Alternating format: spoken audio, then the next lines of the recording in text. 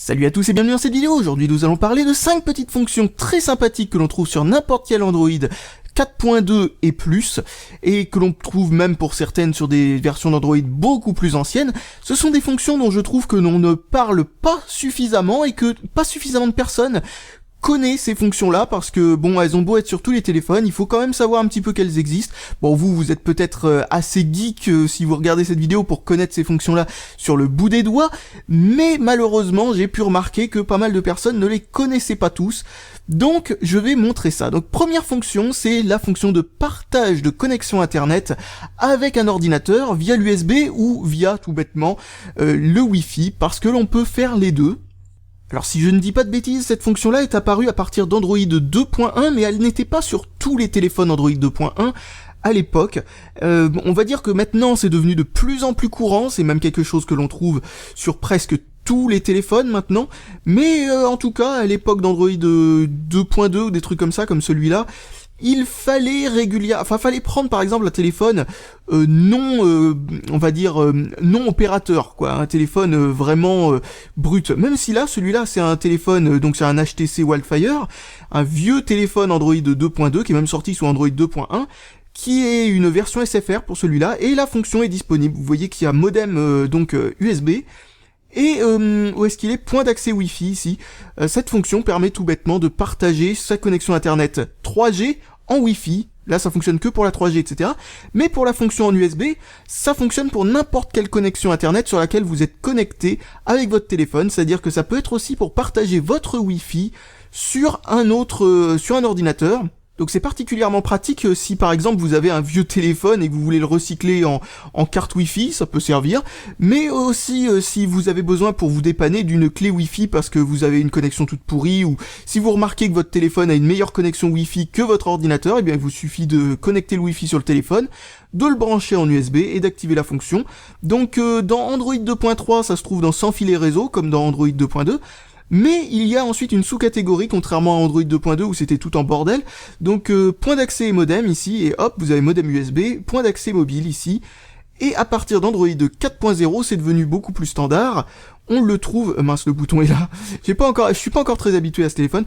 Donc hop, on déverrouille, on va là-dessus, on va dans les paramètres. Et donc ça se trouve dans plus ici. Puis on a partage de connexion et point d'accès. Là vous avez l'USB.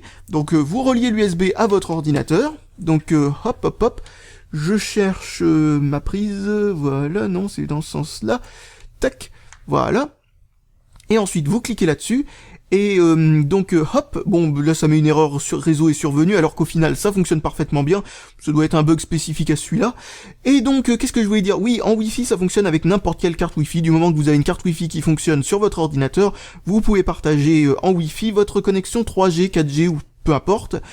Et en USB, donc là ça fonctionne que à partir de Windows Vista, mais enfin ça fonctionne aussi avec Windows XP, mais là il faut installer un pilote. Mais ce qu'il y a de bien surtout, c'est que avec Windows Vista 7 et etc., il vous suffit de le brancher comme ça, et vous avez même pas besoin de pilote pour faire en sorte que ça marche. Et en même temps, en plus de ça, ça recharge le téléphone en même temps, ou en tout cas ça ne le décharge pas plus que ça.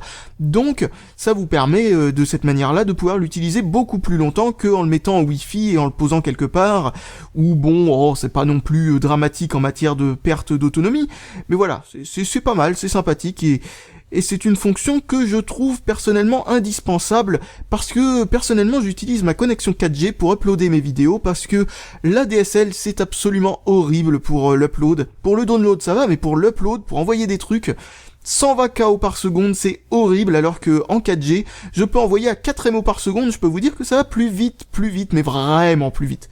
Une fois que vous avez fini d'utiliser cette fonction, il vous suffit tout bêtement de débrancher, et puis c'est bon, hein, ça le déconnecte de l'ordinateur, et c'est tout.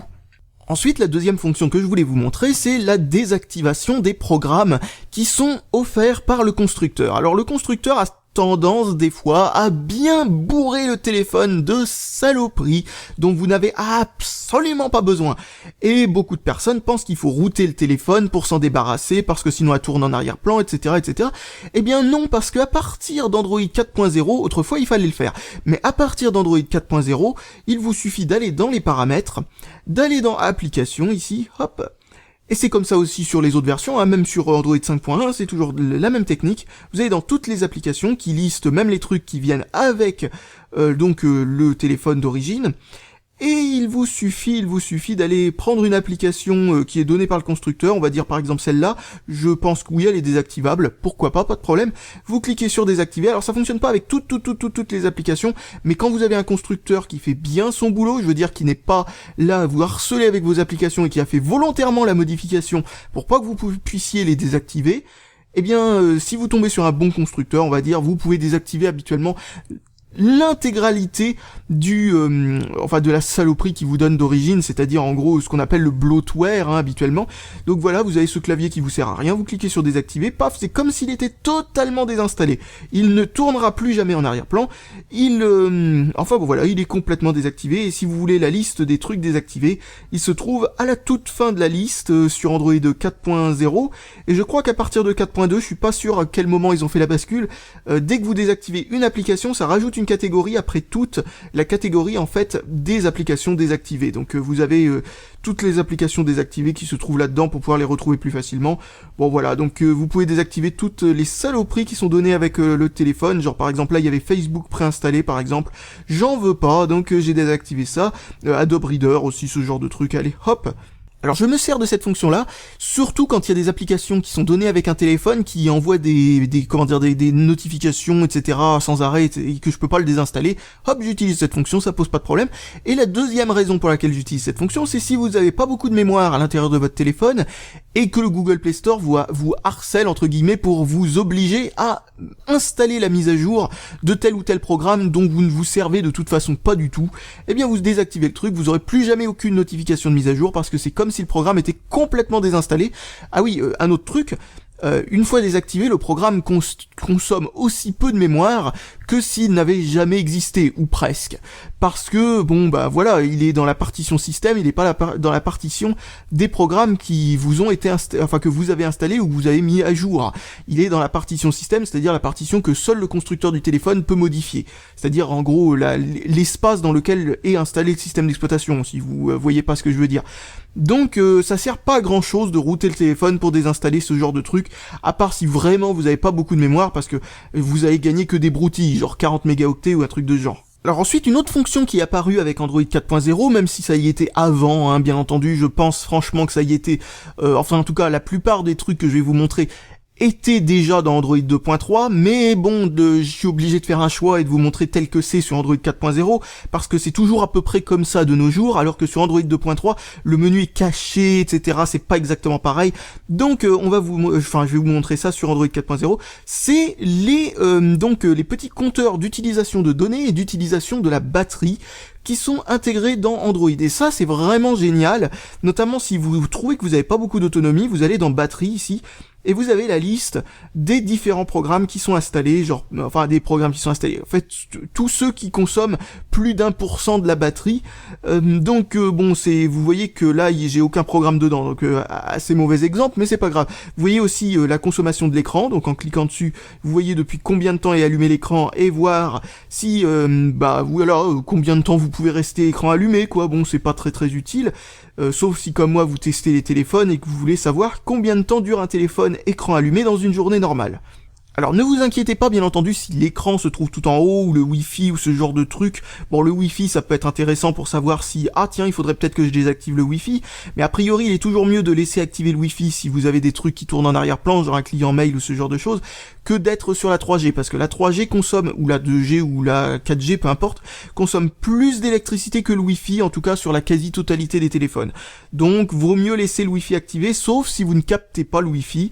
À la limite, ça peut être mieux de le désactiver dans ce genre de cas. Donc là, vous aurez très certainement quelques programmes qui viendront s'ajouter, si vous avez des programmes qui consomment beaucoup de données. Je vais vous montrer, beaucoup de données, non, là en l'occurrence beaucoup de batterie, donc je vais vous montrer ça juste après. Donc comme je le disais, ne vous inquiétez pas si le système d'exploitation Android est très haut, ou ce genre de truc, ou les services Google Play, ce genre de choses, parce que les services Google Play, c'est un truc qui est utilisé par je ne sais combien de programmes en arrière-plan, donc c'est normal que ça consomme beaucoup. Donc maintenant on va passer au LG G2 ici pour vous montrer que certains constructeurs ont tendance à faire des modifications et faire en sorte surtout que le truc en question ne se trouve pas au même endroit. Donc là, il se trouve dans Général, Batterie, et ensuite vous voyez que, ah bah non, il est pas là-dedans, donc il faut recliquer ensuite là-dessus, et enfin vous avez ce truc-là, et vous avez un drôle de bug aussi de la part de LG, merci.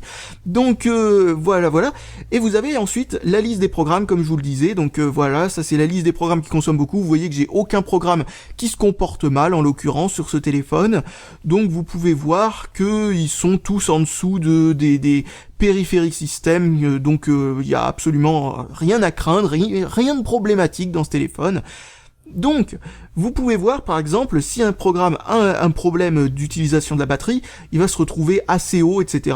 Donc vous pouvez ensuite cliquer sur le programme en particulier pour voir pendant combien de temps il a utilisé le processeur dans la journée, et donc savoir s'il y a un problème avec ce programme, et savoir s'il faut continuer à l'utiliser, aller voir dans les paramètres pour faire en sorte qu'il synchronise moins souvent les emails, ou par exemple tout bêtement le désinstaller parce que c'est un programme qui fait n'importe quoi en arrière-plan. Alors dans le même esprit, nous avons la même chose, mais cette fois-ci pour la connexion internet, c'est-à-dire pour la consommation de données. Ici vous avez utilisation des données, et sur Android 4.0 et puis sur n'importe quel Android qui suit l'interface standard des paramètres. Alors vous pouvez remarquer que vous avez toute la liste de tous les programmes que vous avez utilisés, vous pouvez voir quel programme utilise énormément de données, bon bien entendu YouTube, Média, enfin Média ça c'est si vous avez par exemple lu une vidéo avec... par exemple avec Google Chrome ou des trucs comme ça je suppose, ensuite vous avez Google Chrome lui-même ici, enfin voilà, vous pouvez savoir quels sont les programmes qui utilisent quel genre de données, alors on peut cliquer dessus aussi, et vous pouvez savoir un peu plus en détail l'application en elle-même toute seule, séparée du reste. Donc maintenant je vais sur un Samsung pour vous montrer ça, alors c'est toujours pareil, hein, c'est exactement la même interface, vous voyez que c'est très standard, hein, c'est vraiment une fonction qu'on trouve dans n'importe quelle machine Android. Alors il y a marqué les données utilisées en avant-plan et en arrière-plan, c'est-à-dire en arrière-plan c'est les données qui ont été utilisées, c'est les données qui ont été utilisées alors que vous n'avez pas vu en fait ce qui se passait, donc c'est-à-dire quand le téléphone a l'écran éteint ou quand l'application est en arrière-plan, c'est-à-dire quand ce n'est pas celle qui est affichée à l'écran, quoi. Donc bon, ça vous donne un petit peu ça. Donc si c'est un programme comme le Google Play Store, c'est normal. Par exemple, vous le laissez en arrière-plan en train de faire sa mise à jour, pendant ce temps-là, vous utilisez autre chose. Mais par contre, si vous avez par exemple un jeu qui utilise énormément de données en arrière-plan, vous vous dites, il y a peut-être un problème là-dedans, il faut se renseigner un petit peu sur comment ça marche. Donc voilà, vous voyez toute la liste des applications. La plupart des applications consomment presque rien, hein. Donc Drive par exemple consomme rien du tout en arrière-plan. Je sais pas pourquoi ça me fait revenir deux crans en arrière comme ça. Peut-être que j'utilise tout simplement le bouton retour pour avoir ça. Ah non, c'est bizarre, c'est parce que... Oui d'accord, bizarrement ça... Ah non, c'est bien ça, c'est le bouton retour qu'il faut que... Bon bref... Je sais pas, je trouve que l'interface était un peu confuse sur ce coup-là, parce que si je clique là, visiblement, voilà, ça me fait revenir là, au lieu de me faire revenir une étape en arrière, alors que ça aurait dû, mais enfin bon, c'est pas grave. Donc voilà, ça peut permettre de savoir comme ça si on a une application qui fait un peu n'importe quoi, si c'est pas normal, par exemple une application que vous utilisez jamais, ou une application qui n'est pas censée récupérer de données en arrière-plan, genre par exemple, vous avez un jeu, je sais pas quoi, non bah j'ai pas, en l'occurrence il y a Plants vs Zombies, mais lui c'est normal, il récupère quelques trucs sur internet, mais si vous avez un jeu par exemple où vous dites mais c'est pas normal du tout, il a utilisé sans mon consentement pendant la journée alors que j'étais en 3G, ben voilà, il a utilisé 1 gigaoctet de data, là vous vous dites ouh là il y a un sacré problème. Vous savez quoi désinstaller tout de suite, si vous vous rendez compte de ce genre de truc. Donc ça c'est des petites fonctions sympathiques. Personnellement j'aime bien cette fonction-là, même si je m'en sers très très peu parce que ça se voit facilement quand vous avez un programme qui est vraiment foireux, parce que souvent c'est ce genre de programme. Il y en a de moins en moins sur le Google Play Store. Il y a eu un gros ménage qui a été fait à l'époque de la sortie d'Android 4.0 et les tout débuts d'Android 4.1. Il y avait un de ces bazars sur le Google Play Store avec des applications toutes foireuses qui popaient des notifications sans arrêt, qui étaient littéralement des applications faites exprès pour être mal foutues, quoi. Elles étaient faites exprès pour vous envoyer de la pub financée par ce genre de saloperie. Donc ça a complètement disparu ce genre de truc. Je sais pas si c'est parce que Google les supprime tout bêtement ou si c'est parce que à cause des nouvelles fonctions d'Android ça ne fonctionne plus comme ils veulent, c'est plus aussi permissif. Et ça c'est vrai que c'est plus aussi permissif parce que justement l'autre fonction que je vais vous montrer tout de suite, c'est le fait que maintenant, justement, on a le droit de faire en sorte que si on n'a plus envie de recevoir de notifications du tout d'un programme, on ne recevra plus jamais. Et ça, c'est génial parce que ça a sûrement embêté énormément les créateurs d'applications qui font popper des notifications publicitaires, entre guillemets, parce que maintenant, si vous connaissez cette fonction-là, vous n'avez plus jamais besoin de les subir. Cette fonction est arrivée avec Android 4.1. Alors voilà la technique, donc vous avez par exemple une notification, on va dire que c'est un exemple comme ça, donc cette notification, ça vient d'un programme que vous voulez plus jamais recevoir de notification et vous n'arrivez pas à les désactiver en allant dans les paramètres du programme lui-même. Donc, ce que l'on va faire, c'est tout bête. Disons que vous ne savez même pas de quel programme vient les notifications, parce que ça arrive. Ça arrivait souvent à l'époque, comme je le disais, des programmes où vous savez même pas de quel programme vient cette notification, il y a juste marqué un truc, et ça ne vous donne aucune indication. Donc, là, il y a marqué gestionnaire de page, donc bon, voilà, c'est une application qui le fait bien. Mais si vous avez des programmes qui sont malicieux, on va dire, comme je le disais, à l'époque d'Android 4.0, ça pullulait sur le Play Store, et il y en a peut-être encore quelques-unes aujourd'hui, si on fouille bien. Donc, il vous suffit de faire un appui long, et même si vous connaissez pas du tout l'application qui a envoyé cette notification, vous cliquez là-dessus, tada, vous vous retrouvez ensuite dans les informations à propos de cette application. Donc, on va revenir en arrière, on va aller voir paramètres ici, application, gestionnaire d'application, je sais pas pourquoi ils ont pas mis juste application d'ailleurs. Donc, disons que vous voulez pas recevoir les notifications de ce programme, et que, bon, voilà, au lieu de faire un appui long, etc., bon, vous avez envie de faire ça de cette manière-là, eh bien, vous avez cette petite case à cocher, hein, vous pouvez voir ça pour n'importe quel programme, vous cliquez là-dessus, vous décochez la case, ça vous dit oui, vous risquez de perdre des alertes importantes, etc. Disons que si c'est par exemple un client mail ou des trucs comme ça, c'est vrai que ça serait bête de ne plus jamais recevoir de notifications à propos de ce client mail, mais voilà, donc vous vous dites non, je veux pas recevoir de notifications venant de cette application, vous faites OK, pouf, vous recevrez plus jamais rien venant de cette application. Et ça, c'est une fonction, franchement, qui, surtout au début d'Android 4.1, m'a vraiment changé la vie, parce que justement, il y avait plein d'applications qui abusaient de ce coup-là. Ils abusaient du fait qu'on ne pouvait pas désactiver les notifications, et maintenant qu'on peut le faire, bizarrement, les constructeurs sont devenus beaucoup moins embêtants avec ce genre de truc. Donc, bon, on voit que ça a fait son petit effet, en fait. En fait, je soupçonne que Google a fait cette fonction-là exprès pour uniquement le fait d'embêter les développeurs qui faisaient de la merde et faire en sorte que, bah voilà, ils arrêtent, quoi, tout bêtement. Donc maintenant, une fonction qui est apparue avec Android 4.2, la toute dernière fonction dont je vais vous parler, c'est une fonction magnifique qui permet de pouvoir faire un truc tout bête, qu'autrefois pour le faire, il fallait installer un programme. Genre par exemple, un truc qui s'appelle CCleaner, Crap Cleaner en fait, son vrai nom, j'ai appris ça il y a quelques temps grâce aux commentaires. En fait, l'idée, c'est tout bêtement de vider le cache d'Android, c'est-à-dire le cache de toutes les applications en même temps. On peut depuis toujours vider le cache, ou presque depuis toujours vider le cache des applications individuellement une par une, sauf que c'est n'importe quoi. Mais à partir d'Android 4.2, on peut tout vider. Alors là, c'est un Samsung Galaxy S2, donc sa dernière version, c'est Android 4.1. Donc vous n'avez pas cette fonction-là, donc vous allez dans stockage, et là vous voyez par exemple le détail du stockage, et vous voyez qu'ici vous avez application, et application en fait comprend le cache et les programmes en eux-mêmes, donc vous n'avez pas le détail et vous ne pouvez rien faire de spécial. Si vous cliquez sur application, vous allez directement sur la liste des applications, c'est pratique, c'est un petit raccourci qu'ils ont rajouté à partir d'Android 4.1, c'est plutôt pas mal. Maintenant je vais vous sortir un téléphone sous Android 5.1 et vous allez voir.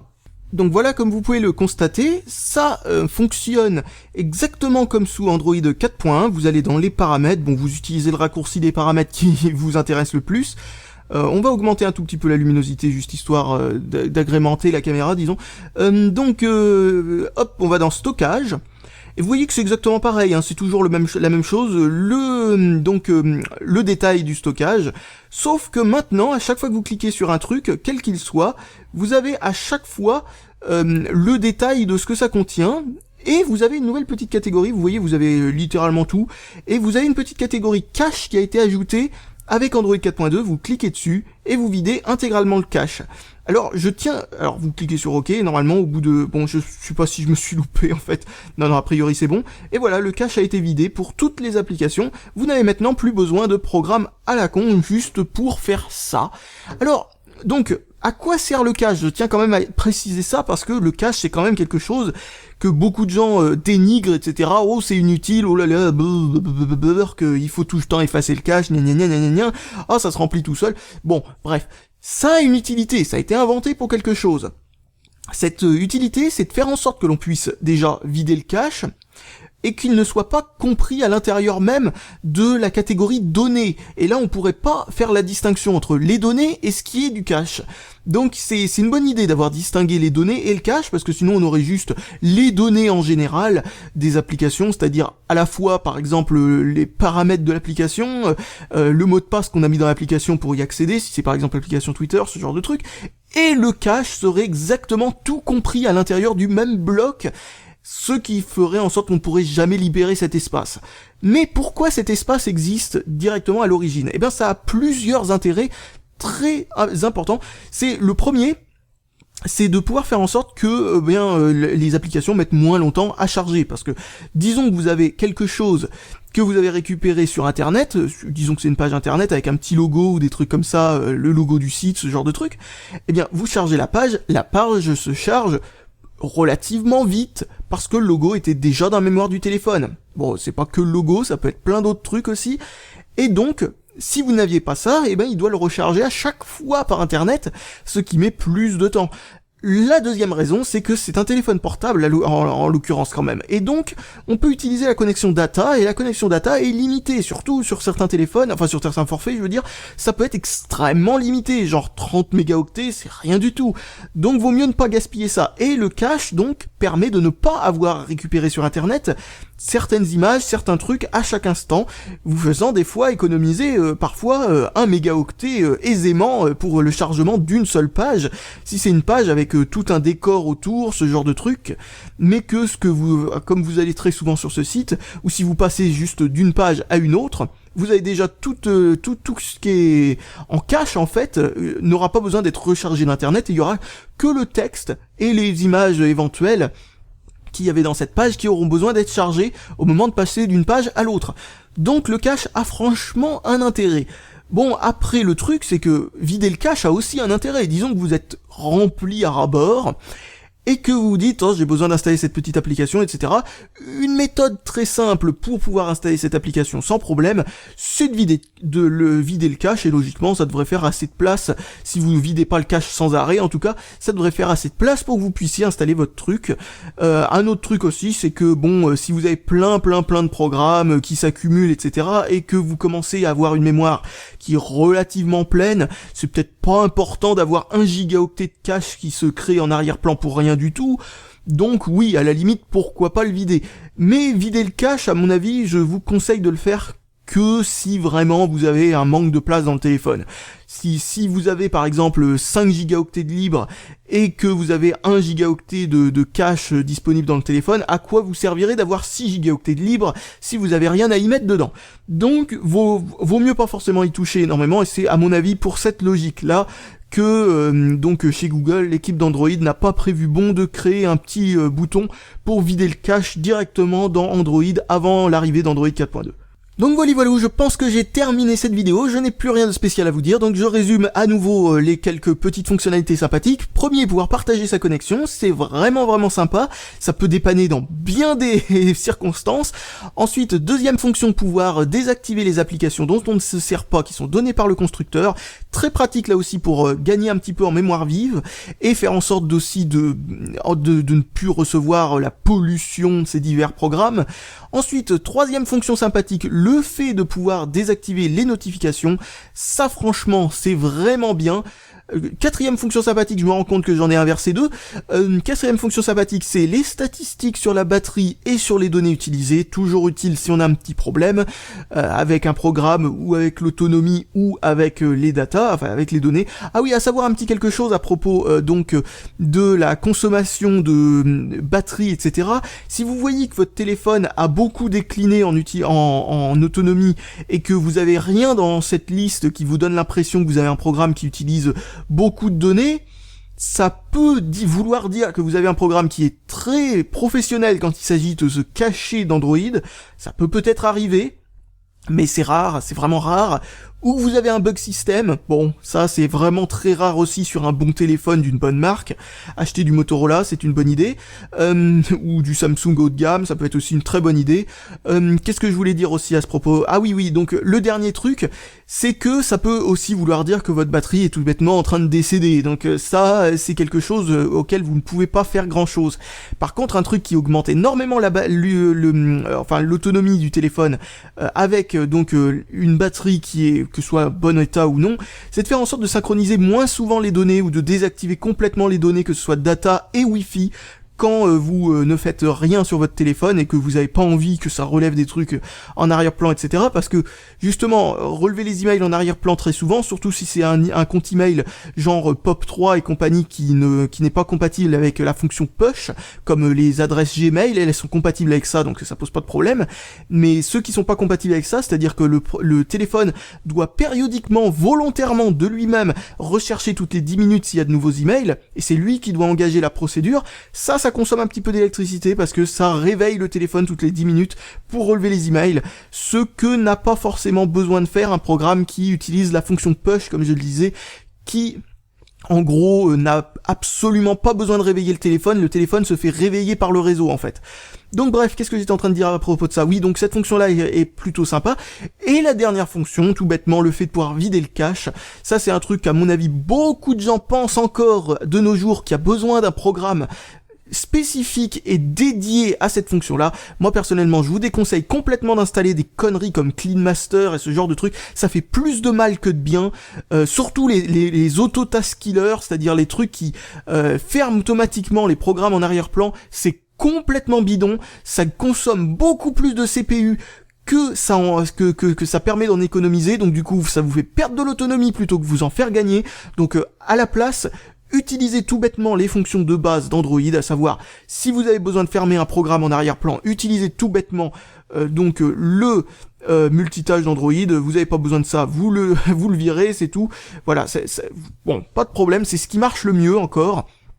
Et aussi un autre truc, ne fermez pas les applications en arrière-plan comme ça systématiquement après que vous en ayez utilisé une.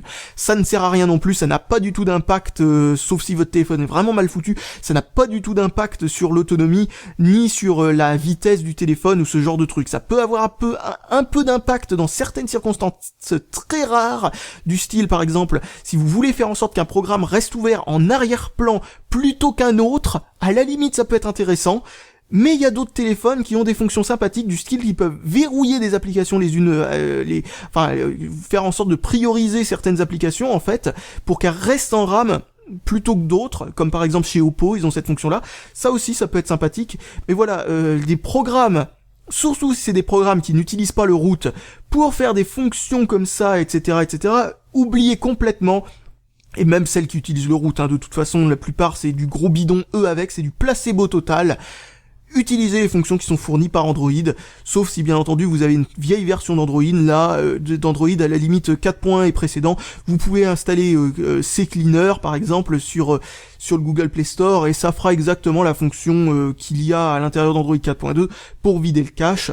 Pourquoi pas, à la limite, pourquoi pas, mais encore une fois, n'abusez pas du tout de ce genre de fonction, et surtout n'activez aucune fonction du style fermer les applications en arrière-plan sans mon consentement, comme ça, périodiquement, non, ça sert à rien du tout, c'est complètement foireux, ça va réveiller votre téléphone toutes les minutes ou je sais pas quoi pour essayer de fermer les applications, c'est vraiment une idée stupide. Bon voilà, je pense que je peux terminer la vidéo ici, donc je vous dis salut à tous, et à la prochaine!